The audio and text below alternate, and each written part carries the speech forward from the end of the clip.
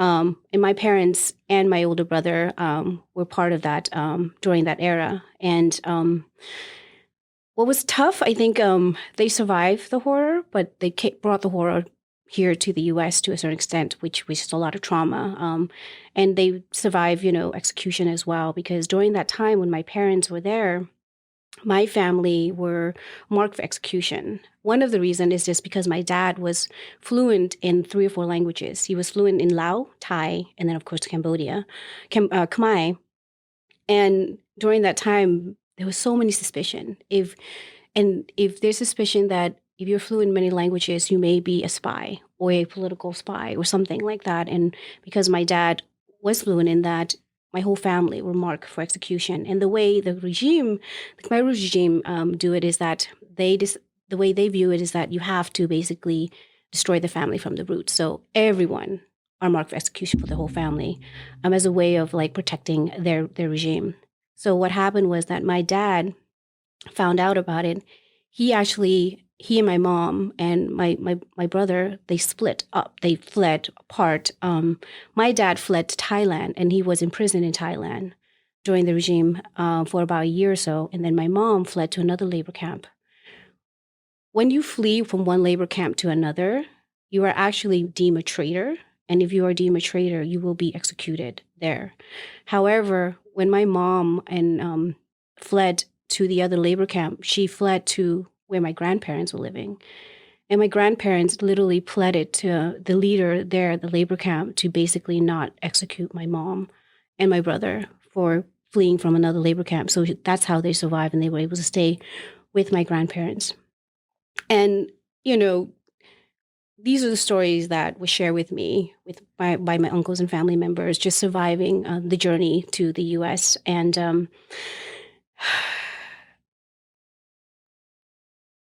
I'm sorry, just reliving it is just really, really, really tough. You're sharing your story. You're being vulnerable. I Yeah. appreciate you. I appreciate your story. And So, I want to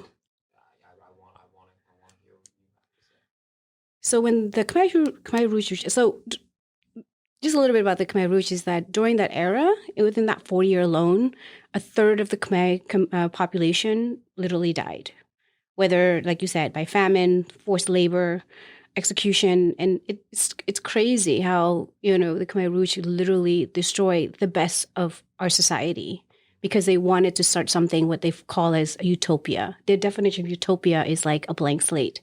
If it means pretty much, separating families and children together, they want to literally divide everything and separate everything from, not calling your parents mother and father, but the leader, or they call it the uncle or the angka, which is the organization.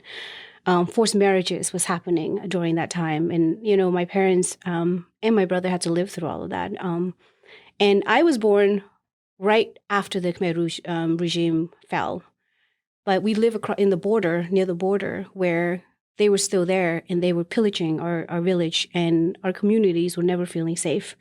And so, my dad wanted to leave. He's like, we can't live like this. That's the reality. And during that time, my mom didn't want it to leave. My mom wanted to stay with my grandparents. And my dad said that, you can stay, but I'm taking my son, like you wanted to take my brother only, with me. And my mom was forced to make a decision, stay and separate her family, or leave, and then come to the U.S. So that was, or leave just to the refugee camps. What I remember, my experience was actually experiencing the journey of crossing the border. I was about, I think, 4 at the time. And I remember we were driving in the middle of the night, and we lost already our paper because this was after the regime fell. So we had to go through by coyote. We had to sneak into the Thai border. And I remember it was dark, and it was like almost like dawnish. And we were in a truck. We got out of the truck. I remember my dad handing, I think, a swat of like envelope to maybe a coyote. And I remember my dad actually putting me on his back, and then tightening the krama, which is the towel that tightened to carry me. And I remember my dad telling me, he's like, whatever you do, don't look back. And I didn't understand that at the time. All I remember was holding to him. And all I remember is then finally just us running. And I was one of the many family members that ran across the Thai refugee camp to at least the border. And the crazy part that I remember is just hearing bullets and looking behind me, just seeing sparks of fire. And you hold up, pow, pow, pow, pow, pow, and you see the spark of fire. And the crazy part is, as we're running across the border, we have Khmer soldiers or the Khmer Rouge, I don't know who was shooting at us. As we're running towards the border, the Thai border, we have the Thai soldiers shooting at us. So you have like both countries basically not wanting us to leave and not wanting us to seek refuge. And that was my journey, to the U.S. And we lived at the Thai refugee camp for about 4 or 5 years.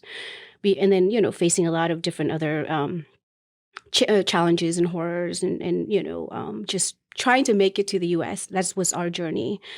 And when we came to the U.S., we thought that we were leaving, similar to what Yeri is like, to come to a better world, to a better country, because that's what my parents fought for. They survived just to make it here. But we realized that many Cambodians who came here as refugees, we actually got relocated to not the best in places, right? Many of us were relocated to like very isolated rural area where they didn't have enough resources. Others were relocated to a lot of urban areas where it was ridden with community violence, school violence, gang violence. And, that's what I grew up with. So when we came to the U.S., it was definitely a struggle because we live in the communities where we had to survive that. My siblings and I, and a lot of my communities, were faced with that to a certain extent. And so I myself consider myself a 1.5 Gen 2. And because we speak English and my parents were so involved in the community, I sort of became what we call the little social worker in the community. I was the translator. We read all the, anything that's in English. Our parents is like, well, you know English, so you have to help us, right? And so I grew up basically, translating at the age of like, I think 11 or 12, 13, going to social services and being an interpreter, with going to like receiving, those who are applying for benefits, going to the doctor appointments and so on, becoming a medical interpreter, and even going to court, even at that age, to provide interpretation. I didn't understand it at the time. I just, I was doing what I needed to do for my community because my parents asked me to. And my parents were so involved in the community because they saw like a lot of our community members didn't have the resources that they need. And all I knew that I wanted was to help. I think what was a telling point for me to go into the mental health field was really two periods in my life. One was my experience with my dad. When I was in the community and supporting my community, it was always been other families, just helping other family members with interpretation and helping fill out forms and understanding and redirecting and navigating, and supporting them. But what stood out to me today is when I had to go and interpret for my dad with his psychiatrist to get help, but also to get medication. And that was the first time that my dad has shared his experience of being a survivor of the Khmer Rouge regime. And as I'm sitting there and interpreting, his experience of being tortured, his experience of being tied up in a tree and being beaten almost to death, his experience of hearing that his family was going to be executed and having to leave everything, including his family, to survive, and separating and not knowing whether his wife or his children are going to survive or even alive. And I'm sitting there and I'm listening to this horror for the first time in my life, that my dad survived all of that.